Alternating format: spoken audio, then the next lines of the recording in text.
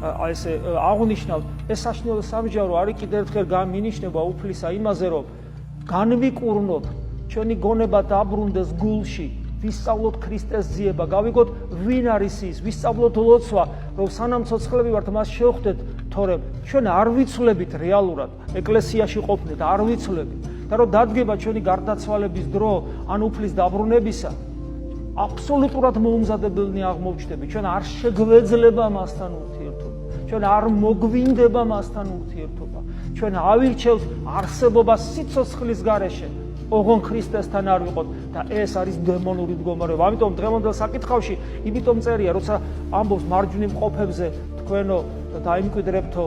მარადიულ სიხარულს, რომელიც თქვენთვის გამზადებული მქონდა საუკუნით, ანუ მარადისობიდან თქვენთვის გამზადებული მქონდა და იქ დამკვიდრდები. ასევე მარცხნივ მყოფებს ეუბნება, რომ თქვენ დაიმკვიდრებთ არა იმას, რაც თქვენთვის მქონდა გამზადებული დასაბამიდან, არამედ რაც ეშმაკისთვის იყო გამზადებული.